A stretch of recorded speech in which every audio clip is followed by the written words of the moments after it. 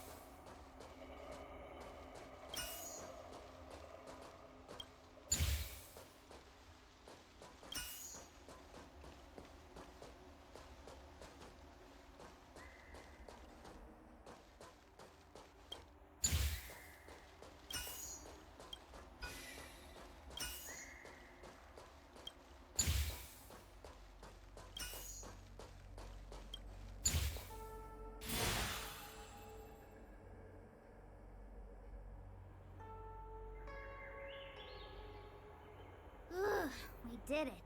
All 3 terminals activated. Let's go back to the core and report to the Master Diviner.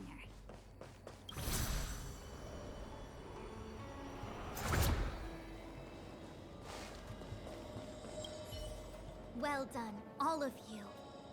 I can sense the matrix of Pressy now. To interrogate, are you ready?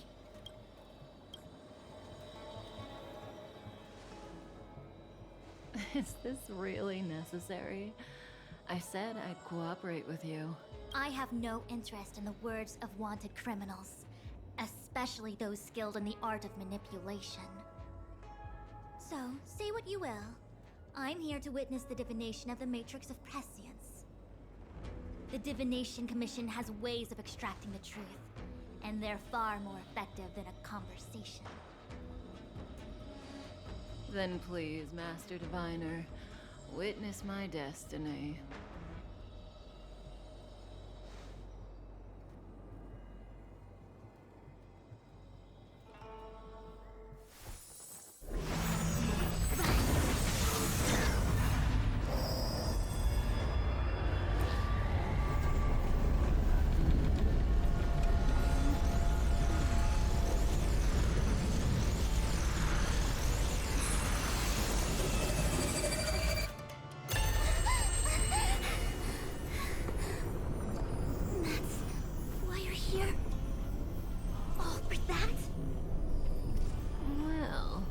Not what you were expecting.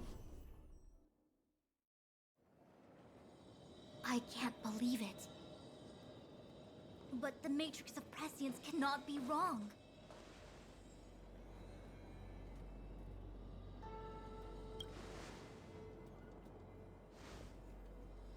Kafka has nothing to do with the Stellaron, but you... It's you. Absurd! I'd never have thought it.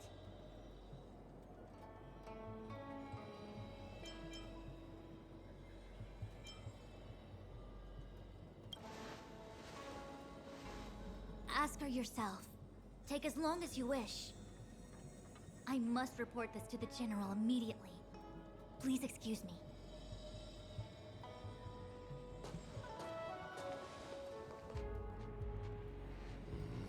You go ask her.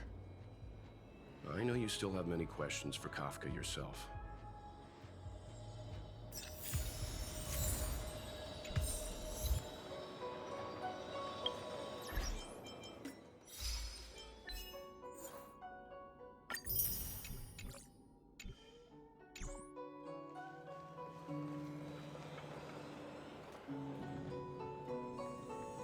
Hi.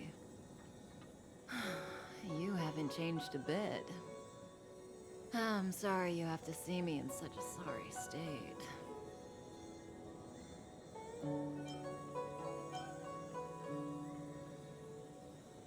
Really? Well, that's good. I wouldn't want to affect your image of me. I didn't talk to you on the train because I knew you and I would get to talk alone here. Worth waiting for, don't you think? You seem to have a lot to ask me.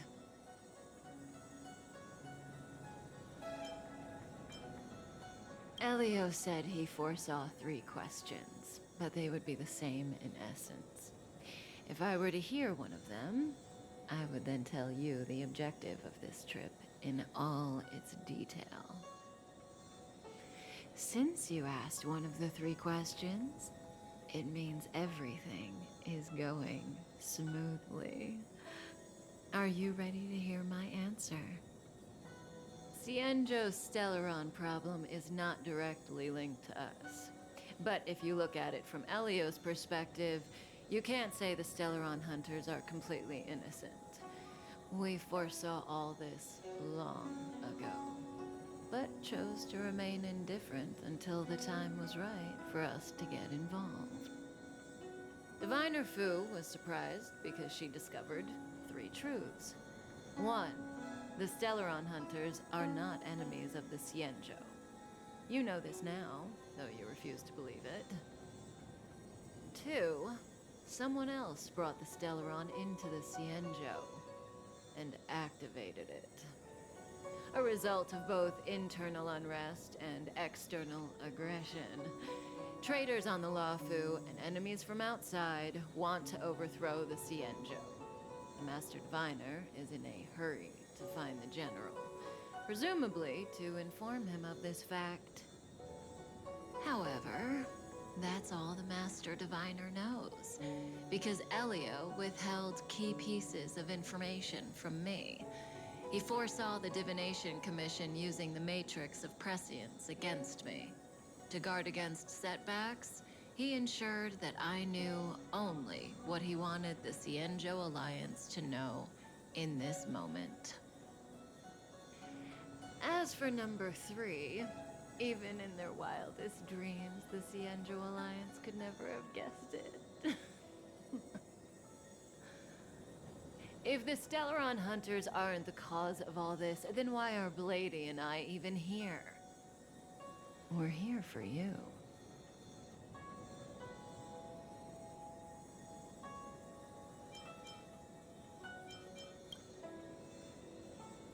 Sounds ridiculous, doesn't it? It's no wonder Fu Shen doesn't believe it either. But the Matrix of Prescience doesn't lie. The answer is just that bizarre. The Stellaron hunters appearing here, Blady getting arrested, me being lured to the Matrix of Prescience. It was all to bring you, the Astral Express crew, to the Cienjo. In the future that Elio chose, the power of the hunt is indispensable. And that's why the Astral Express crew had to come to the Luofu and achieve something important for the Cienjo. You had to establish a connection with the Alliance. And that's why I had to trick you into coming here. I needed you to meet the Luofu's general in person and to help him resolve the Stellaron crisis. I needed the Alliance to owe you a favor. That way, in the future, at the most critical moment, the Cienjo will offer you their help. What do you think? Surprised? The notorious Stellaron hunters did all that just to make you a hero of the Cienjo? Quite the plot twist, don't you think?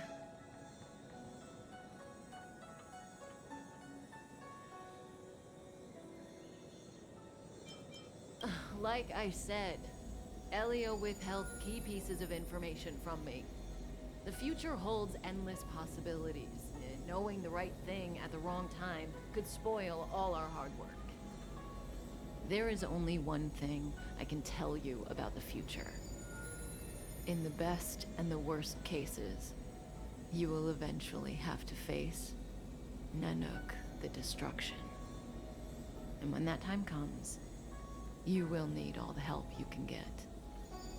It will be a brutal struggle of eonic proportions.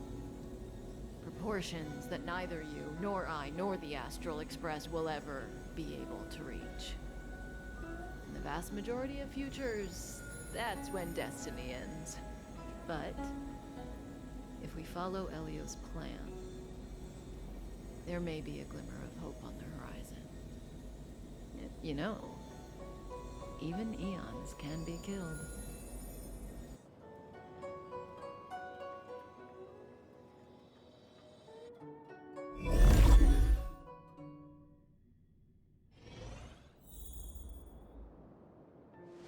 Hey, Lorcha.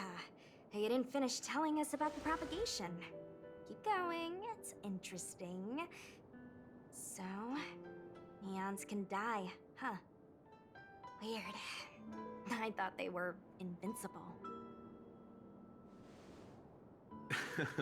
There is no true invincibility or immortality in the world.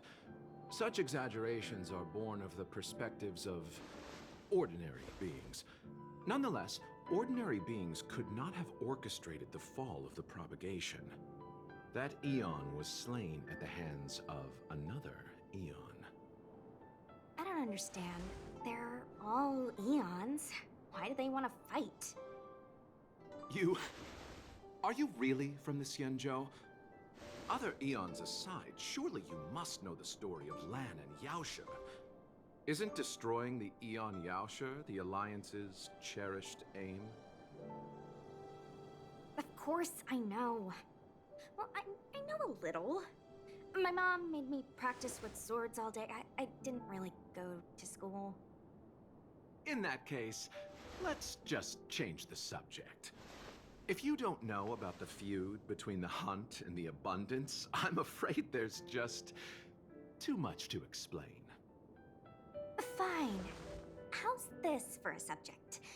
What's in the box? Oh, this one? It's a casket, more commonly known as a coffin. It's for containing the remains of the deceased. The deceased? Aren't you a merchant? Yes, indeed. This is just part of my job. I was asked to deliver this coffin to the Xianzhou. Ah, I'd quite forgotten. For long life species, death is probably a distant concept. Nope. The Cloud Knights spend a lot of time on the battlefield. Death is a common occurrence. It's just, we don't put bodies in boxes? Coffins. In the Xianzhou, people go to the Hall of Karma in the Ten Lords Commission and consecrate the names and jade abacuses of the dead. It's our way of saying goodbye. The Foxians and the Videodora have their own ceremonies. Foxian soldiers place their dead in star skiffs and then let them drift out into the stars. They call it the returning. As for the Videodora, they're more mysterious. They say that when a Videodora is very old or has a fatal injury, they turn into an egg that looks like a pearl. When the shell breaks, they come out looking young again. My mom calls the Videodora long scions. When I was young, she told me stories of how the Videodora could turn into dragons. I don't know if that's true.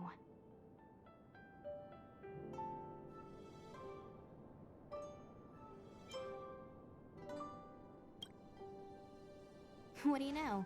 Silent but deadly speaks. Your mother is right. The Videodora are long scions. They are descendants of the Eon of Permanence. That was why some, but not all, could turn into dragons. The power was a rare inheritance, passed down only to those who could successfully complete numerous rites and challenges. For the inheritor, it was hard to say whether it was a blessing or a curse. I've heard the story of Long the Permanence and their descendants. Many myths and legends praise the Eon for a rich and immortal life. But for some reason, the Eon disappeared among the stars without a trace. Almost as if they had never existed, leaving only their descendants. Every life has its limit. Even the eons are not truly immortal and will eventually reach the end of their lives. Let me ask you one more question. Do you know the person in the coffin?